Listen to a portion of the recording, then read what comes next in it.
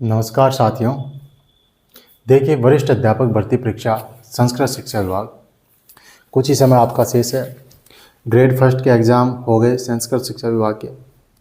अभी आपने grade first Sanskrit शिक्षा विभाग के पेपर आप देख रहे हैं और आपका ग्रेड सेकंड संस्कृत शिक्षा विभाग का पेपर अब मुश्किल से 1 महीना आपका शेष है। उम्मीद तो मेरी यही है कि आपकी जो तैयारी है बहुत अच्छी चल रही होगी और अंतिम समय में चलनी भी चाहिए साथियों। लेकिन कुछ साथी शायद इस समय नर्वस भी हैं, डर लग रहा है इस बात का।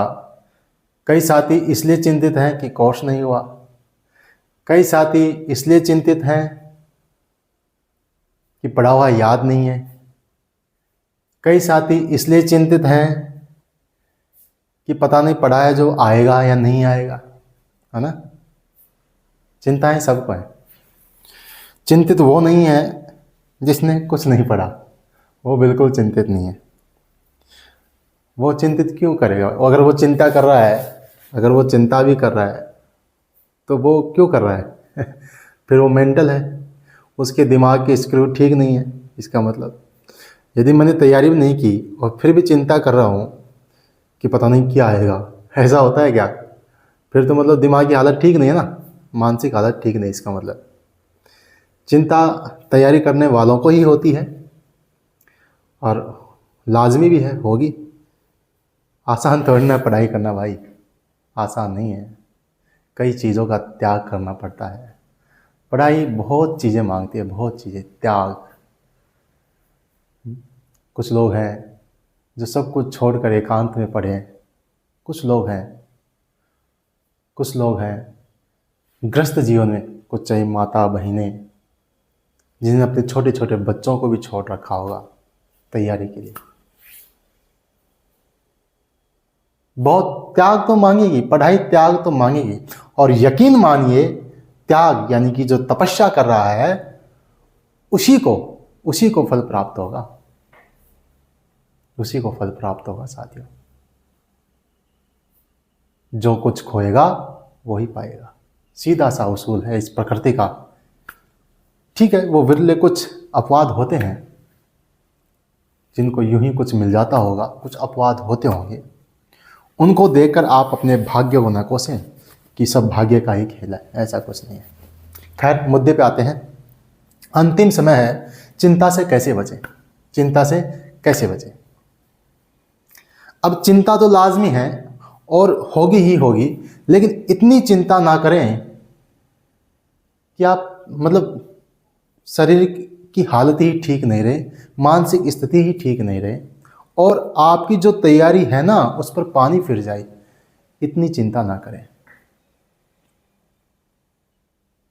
बिना किसी फालतू के विचारों को अपने अंदर ना आने दें और जिस रिधिम से चल रहे हैं ना, जैसा पढ़ रहे हैं वैसा पढ़ते रहें।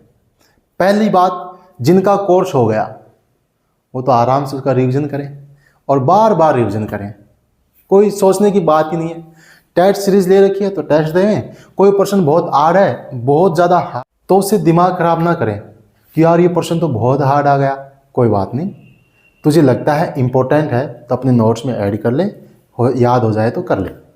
चिंता की कोई बात नहीं कि मेरे नोट्स में नहीं मिला। अब जो भी होगा ना तेरे नोट्स से ही होगा, तेरा उद्धार होगा, तेरी नौकरी मिलेगी, जो तूने पढ़ लिया उसी से मिलेगी। अब फालतू में ओवर थिंकिंग करेगा तो उससे जो पढ़ा है वो भी भूल जाएगा। वो तो जब अपन तैयारी करते हैं ना उससे पहले डिसीजन लेना पड़ता है कि मुझे किस कंटेंट के साथ जाना है, किन के साथ जाना है। वो उस समय का काम है। अब तो आप मंजिल के पास अब तो रास्ता पार कर चुके हैं, रास्ता आपने पार कर लिया। अब पीछे मत देखो कि मैं इस रास्ते से यार गलत आ गया, मुझे उस रास्ते से आना चाहिए। अब ये गलत है। अब आपको रास्ता नहीं देखना है पीछे मुड़ के। अब तो संस्कृत विभाग का एग्जाम दो, सेमीफाइनल है, एग्जाम दो। खुशकिस्मत हो कि इसके पीछे पीछे सामान्य शिक्षा विभाग की भर्ती आ रही है।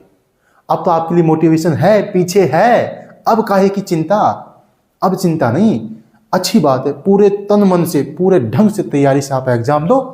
मान लो 1% नहीं हुआ, पीछे भर्ती आ रही है, उसमें हम आकलन कर लेंगे, जो भी होगा उसमें देख लेंगे। क्यों चिंता?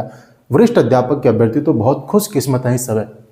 बड़ी आराम से तैयारी करो और पीछे के पीछे वैकेंसी आ रही है, चिंता की कोई बात ही नहीं है।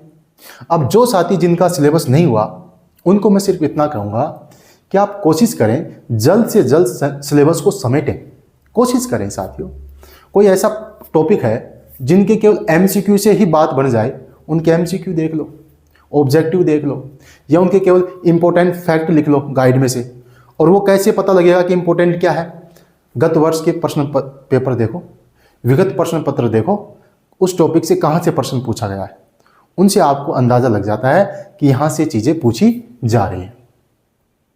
तो आप इंपॉर्टेंट देखो और जल्द से जल्द सिलेबस को समेटो। जो नए टॉपिक है जिनको नहीं पढ़ा है उनके ऑब्जेक्टिव देख लो, इंपॉर्टेंट देख लो, और जो पीछे का कोर्स है उसका रिवीजन कर दो।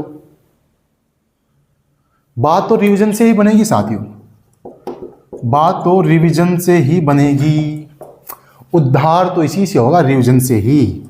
नहीं तो फिर नेगेटिव होंगे, नहीं तो फिर नेगेटिव होंगे। देख लेना, जितना रिवीजन उतना ही नेगेटिव से बच रहे हैं आप, ये मान लो आप। जितना रिवीजन उतने ही नेगेटिव कम होंगे। इसलिए रिवीजन तो आपको करना ही है। इतना बड़ा सिलेबस केवल एक बार पढ़ने से क्या होगा? कुछ नहीं होगा। तो अपने कंटेंट पर विश्वास रखें, माँ सरस्वती पर विश्वास रखें, उस ईश्वर पर विश्वास रखें, और गलत चीज़ों को अपने ऊपर हावी ना होने दें। बाकी चिंता से क्या होगा बताओ? चिंता ऐसी डाकनी काट कलेजा खाए, वैद्य बेचारा क्या करे, कहाँ तक दवा लगाए, कहाँ तक दवा लगाए। चिंता का कोई इलाज नहीं है। चिंतन करो, अपने पढ़े हुए पाठ्यक्रम का चिंतन करो साथियों। यही चीज़ है जो आपको सफलता की ओर ले जाएगी। कितना मुश्किल है साथियों, कितना मुश्किल है। पढ़ाई कोई आसान बात है क्या भाई? त्याग किया है आपने, त्याग। छोटी छोटी चीज़ों को त्यागा है आपने। एक कोने में बैठे हैं आप, किसी लाइब्रेरी में, किसी रूम में। आसान नहीं है। कोई माता बहन है, अपने छोटे छोटे बच्चों को छोड़ रखी है, पढ़ाई कर रही है। उस मेहनत पर पानी फिर जाएगा। तो नकारात्मक चीज़ों को ना आने दें, आराम से पढ़ें, बिना टेंशन के पढ़ें। कोशिश करें, बस हिम्मत, कोशिश करें। सब चीज़ें रिवीजन से होगी। रिवीजन करें और कोशिश करें। तो ये छोटा सा वीडियो था साथियों, ठीक है। और बाकी जो अपना जो एसएसटी का कोर्स है, एसएसटी में जो इतिहास के जो बिंदु हैं, इतिहास के जो टॉपिक हैं, उसको अपन एक एक करवा रहे हैं। और जल्द से जल्द मेरी कोशिश रहेगी फटाफट आपका पाठ्यक्रम पूरा करा दूँ, केवल महत्वपूर्ण फैक्ट के साथ, ठीक है साथियों। और बाकी आप बिल्कुल बिना तनाव लिए पढ़ें आराम से। मिलते हैं नए वीडियो में नए टॉपिक के साथ। तब तक के लिए जय हिंद, जय भारत।